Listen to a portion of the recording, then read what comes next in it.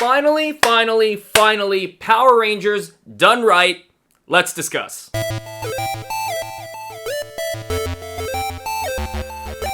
As most of you already know because you've already seen it, Power Rangers Once and Always was a 30th anniversary special that was released on Netflix, starring many members of the original cast and the OG, crew, if you will. So if you've watched my videos in the past, usually I talk about the things that I really liked and what they did with it, and then I'll go into things that maybe I thought could be better or that I didn't understand, but I will be the first to say, because I'm the only one talking in this video, there weren't many things that I didn't understand. There weren't a lot of things that I did not like. I thought that this was done beautifully. And before we get into those points of interest, don't forget, if you'd like to help and support the channel, don't forget to like and subscribe. You can hit the button right there.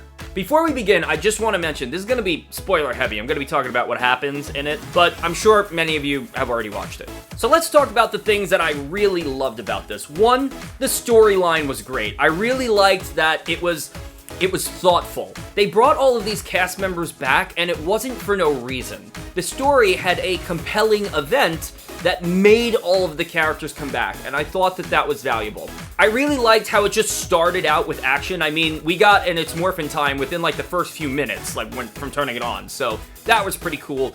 The death of Trini, obviously they had to do something with that character, and I thought what they did was respectful. It honored the character in a lot of ways, and then continuing that character on with Min, Charlie Kersh, I thought that that was great. There's so many things and directions that you could have gone in as to why Trini wasn't there. I thought this was honoring her in a fantastic way. And the fact that it sounded like, and I don't know for sure, but it sounded like that they used the ADR from probably previous episodes to really make it sound like Trini, because it probably was her voiceover. In that regard, I really liked how we also had ADR work from Amy Jo Johnson and JDF from, I guess, again, previous episodes, in this to really give it the feel that it was really them.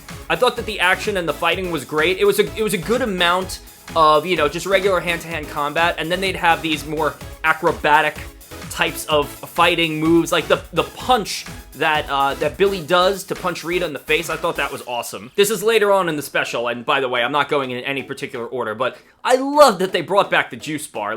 When this was announced, I didn't know how far back or what they were gonna, bring back, what Easter eggs we were gonna see. I loved the juice bar, because that to me, when I think Power Rangers, like the 90s Rangers, it's the juice bar. It's the command center too, but it's the juice bar. They were always in there. When I think of the actors, the civilian actors, I think of them at Ernie's juice bar.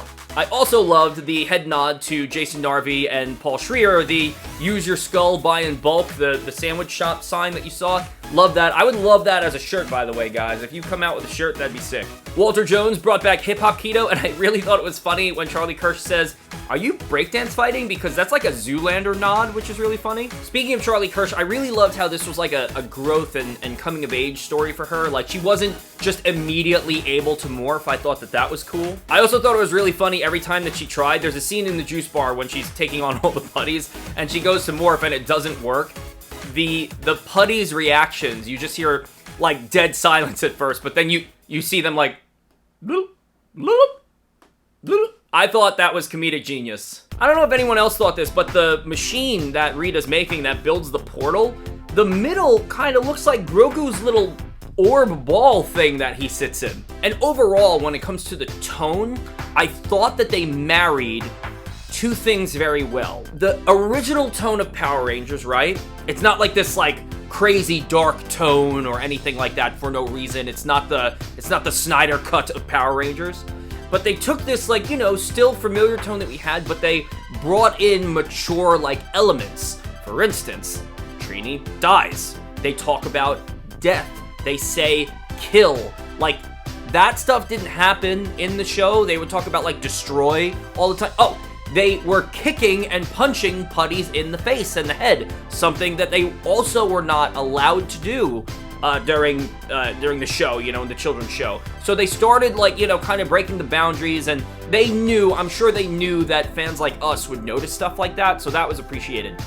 Also, they were impaling people. Billy impaled Rita, Robot Rita, through the chest, And then Rocky, I love how Catherine Sutherland says something about this, but Rocky literally like jumping stabs one of the villains towards the end of the special, and Catherine Sutherland, Cat, is like, you know, Rocky, that was pretty hardcore. You know, we didn't see them doing that back then, but, you know, it's one of those things where it's like, well, you had all these weapons, what did you do with them? That was a big thing in Ninja Turtles, too. It's like, Leo had these swords, he never used them. Oh, and speaking of the Ninja Turtles, there was one scene where they all attack Rita. I don't think they're morphed yet. I'm pretty sure they're still civilians, and they're attacking Rita.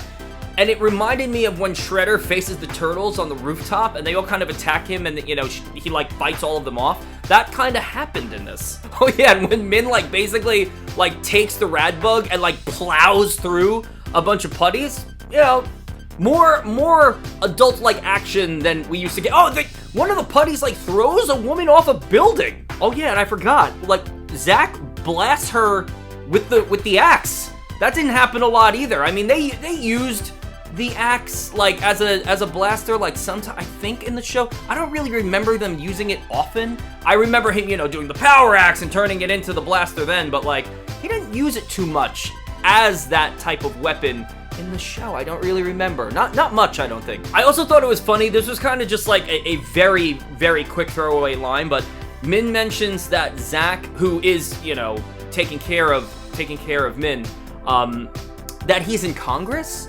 Zack is in Congress? Okay. I hope that he understands why TikTok has to access the Wi-Fi. And I don't know if you guys follow the Boom Studio comics, but in Power Rangers, the comic and, you know, Go-Go Power Rangers and everything that they've done since then, they basically continued the story of what happened romantically with Kat and Tommy. Kat and Tommy, you know, they get married and they have a son named JJ. They brought that into this, which was really cool, because Kat basically mentioned she's got to get back home to JJ. So now, if that is true, we know from the comic, JJ actually grows up to be SPD Green, and he actually gets the Dragon Shield as SPD Green. So that's a fun fact. I love when Billy says we're gonna find ourselves in a Megazord situation. I thought that was badass, because it's like, you know, this might escalate to that point. I thought that was really cool. And I really liked, again, that they brought in the original sequence. They did it shot for shot. That was like the part of the episode where, you know, they show the Zords coming out of, like, where they normally come out of, where they do the running shot, and then they turned into, like, the battle tank at first, and then he rises doing his humping motion, what that he always does. They did the behind the helmet shot, which I thought was really cool. That was the point in the episode where I was like, yes! And then they did the next shot, I was like, yes! And they kept going, and I was actually, like, shouting at my television, so that was really cool. And although, yeah, it's CGI, they didn't decide to use suits, I understand that, but I do like how they moved like people rather than what we see in, you know, more, like, new age Power Ranger shows where physics, like, literally just don't matter. I thought this was interesting too, because I always relate things to other things. I don't know if you've been to Disney World, like, back in, maybe it was probably like early 2000s or late 90s, when they started explaining how Rita, like, this robotic Rita, came to be. Basically, you know, they're trying to get Zordon back and put him back in his tube, you know, and that's part of why all of this happened. But what ends up happening is Rita intercepts, like, the signal, and she's transferred instead by accident. And that's, you know, she takes over Alpha's body and she becomes robotic Rita. There was a ride, not a ride, it was like an attraction. It was like a show called Alien Encounter, which was like the scariest thing in the world, by the way, if you've ever been on it, or if you ever saw it. It's not a ride, it's like a show, where they're trying to teleport a nice alien into this tube in the center of the room. And then, like, during the show, something gets intercepted, and this bad alien comes and breaks loose. And it's like a thriller attraction. It was the scariest thing in the world. But that scene reminded me of Alien Encounter, and when I say, like, I was a little kid when I saw that, it freaked me out, and I kind of, like, started to, like, feel that again. I don't know if any of you have ever seen that before, but or thought of that as well, but that's what I thought about during that scene. So now let's go into the things where, again, it's not a lot of things, but things that I didn't understand really, and maybe you guys can explain it to me, because maybe I just am not getting it. I don't understand why they had the Dino powers. That didn't really compute with me. I didn't get it, because And that was one of the things that I was curious about. Like, when we all saw the 5 Rangers, or the 6 Rangers, I should say, in the, you know, the coming attractions, everything, people were like, well, if Amy Jo Johnson's not coming back, you know, and we all know about Thuy Trang, we all know about JDF, rest in peace. You know, we were like, are they going to use their ADR? Are they going to use their voiceovers? What are they doing with those characters? Maybe Johnny Young Bosch is the Green Ranger. We don't know, because we know that he's in it, and blah, blah, blah, blah, blah. What I didn't understand is, like, the Dino coins were destroyed, A.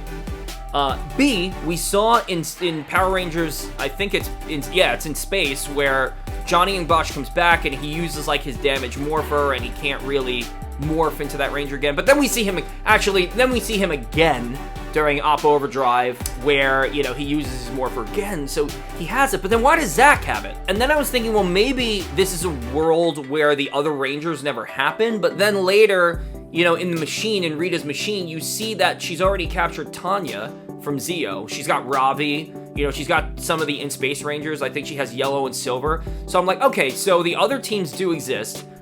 So Zeo had to have happened, but they're all older now. So, like, Jason is the Red Ranger, he's not the Gold Ranger. JDF is the Green Ranger, he's not, obviously, he's not White Ranger, he's not Zeo Red, he's not, like, Black Dino Thunder. I was like, why are they this team?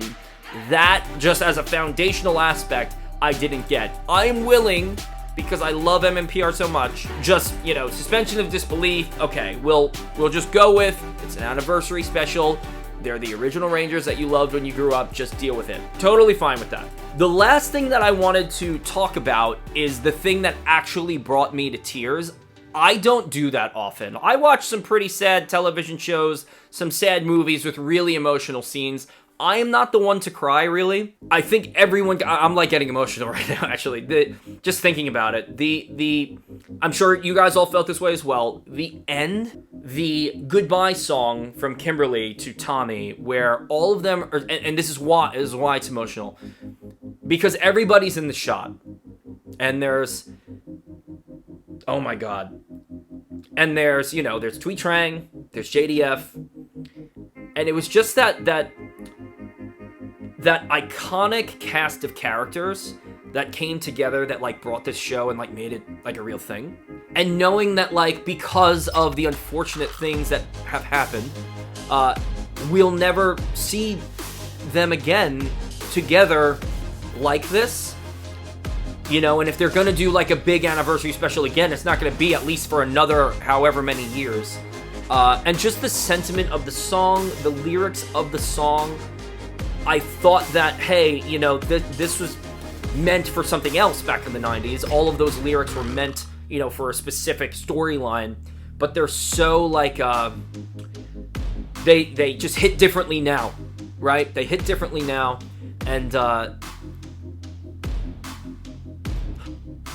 always wonder, like, because when you're an actor, you know, you're working, it's a job, and, like, you're looking at your work, and that's, you know, when they watch this, they're looking at their work, and, you know, someone had to cut that scene in, right?